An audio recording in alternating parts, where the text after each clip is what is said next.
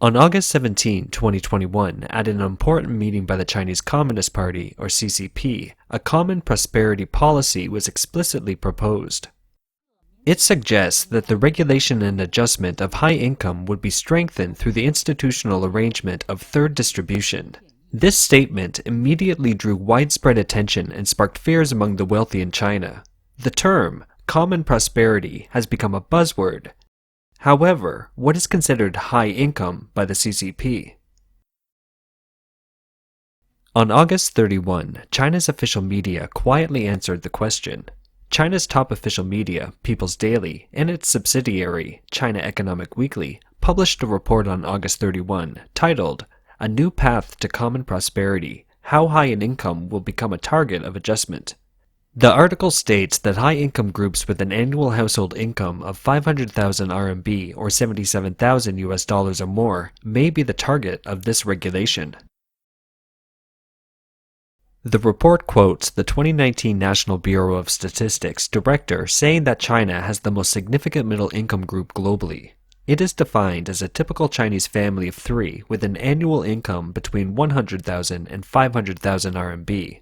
In other words, a family with an annual income of 500,000 RMB or more is considered a high-income family. There is also the so-called excessive income, which the article says has not been defined by academics or officials, but in the economic field, some similar concepts may offer some reference.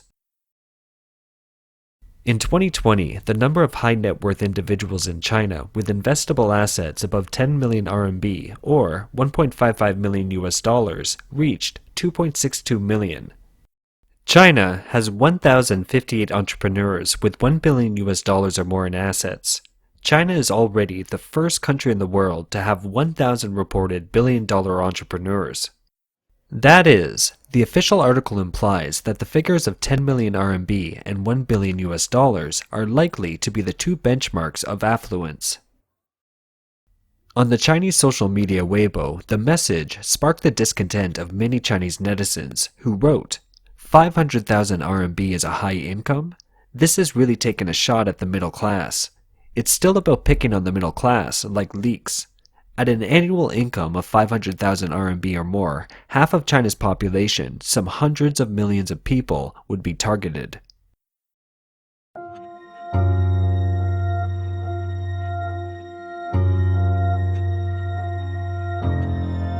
China is indeed facing a vast gap between the rich and the poor.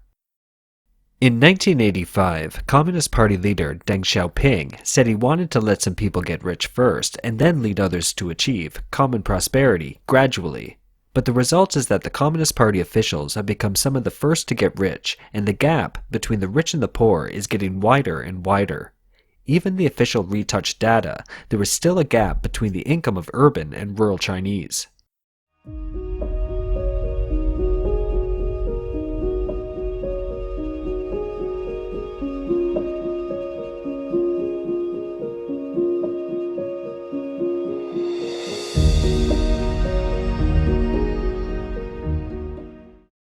According to Credit Suisse, China's Gini coefficient, which was 0.599 in 2000, has widened to 0.704 by 2020, making it one of the most inequitable top economies in the world in terms of income distribution.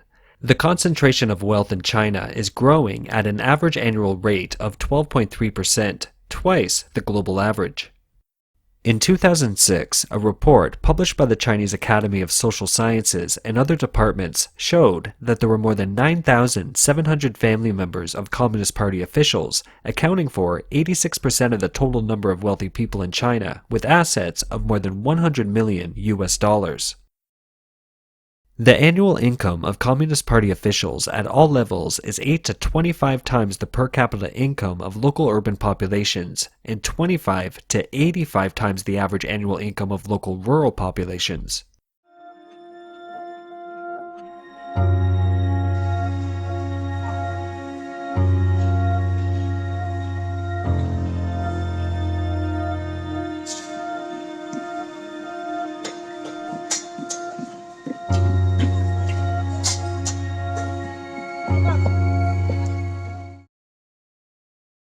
In 2013, WikiLeaks China Confidential revealed that senior Communist Party officials had approximately 5,000 accounts in Swiss banks, two-thirds of them being Communist Party officials.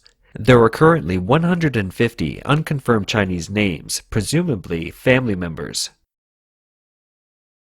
Neither the World Bank nor Chinese universities or private institutions have been able to compile statistics on the gray income of China's privileged class. If the invisible income from corruption, bribery, and money laundering by the Communist Party's massive power elite is included, the actual Gini coefficient in China would be even more alarming. So, is the CCP's policy of common prosperity directed at the large group of officials and privileged people? I'm afraid not. 要构建初次分配、再分配、三次分配协调配套的基础性制度安排。那么第三次分配呢，是在自愿基础上的，不是强制的。国家税收政策呢，要给予适当的激励，通过慈善、捐赠等等方式，起到改善分配结构的补充作用。The head of the National Institute for Development and Strategic Studies, a high-end Chinese think tank, explained in a press conference on the 20th. Primary distribution refers to the distribution of various factors in the market economy according to their roles in production.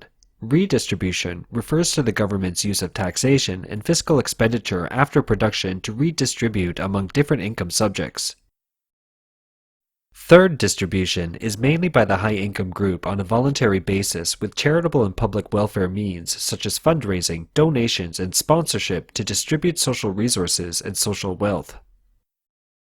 In reality, Chinese entrepreneurs have already started the third distribution. In 2020, Communist Party leader Xi Jinping mentioned shared prosperity 30 times on various occasions. So far, in 2021, he has mentioned the same term 65 times. Alibaba boss Jack Ma topped the Forbes China charity list with a donation of 3.23 billion RMB or $500 million in 2020. In April 2021, Tencent announced that it would invest 50 billion RMB or $7.74 billion to solve social problems and help alleviate poverty in China's rural areas. The founder of Meituan donated more than $2 billion worth of shares in the company in early June 2021. The chairman of Xiaomi donated more than $2 billion worth of company shares in mid-July 2021. The day after the Communist Party's August 17 economic meeting, Tencent announced that it would invest another 50 billion RMB or $7.74 billion in launching the Common Prosperity Project. On August 24, e-commerce platform Pinduoduo announced a 10 billion RMB or $1.55 billion investment in China's agricultural and rural areas. Under the pressure of strict scrutiny against online companies and the government's call for common prosperity, it is expected that more and more corporate moguls will be enthusiastic about charity work in the future. However, it is difficult to know whether these donations will reach the Chinese public. In June 2011, a young woman showed off her wealth on Sina Weibo, whose handle was certified as General Manager of the China Red Cross Society for Business, leading the Chinese public to speculate about the fate of China's charitable money. A survey by Chinese media New Weekly showed that 82% of Chinese internet users said they would not donate to the Red Cross again, while 15% said that they would wait until they had checked the ledgers and disclosed the whereabouts of each sum, and only 2% said they would donate. In July and August 2021, Henan province was hit by a major flood caused by the secret discharge of a reservoir overnight. As of 1700 on August 9, the official website of Henan Provincial Charity Federation showed that it had received 4.26 billion RMB or $657 million in donations for flood relief, in addition to funds at the independent disposal of Zhengzhou Charity Federation and other foundations. However, the Henan provincial government only gave a total of 511 million RMB or $79 million in relief and compensation to the victims. peasants with 1 mu of land were eligible to receive just 50 RMB or $8 in compensation. It is noteworthy that the current Chinese Communist government is proposing common prosperity at a time when the Chinese economy is trending down. The deterioration of U.S.-China relations, floods, COVID outbreaks, and the CCP's COVID-0 policy are all hindering China's economic recovery.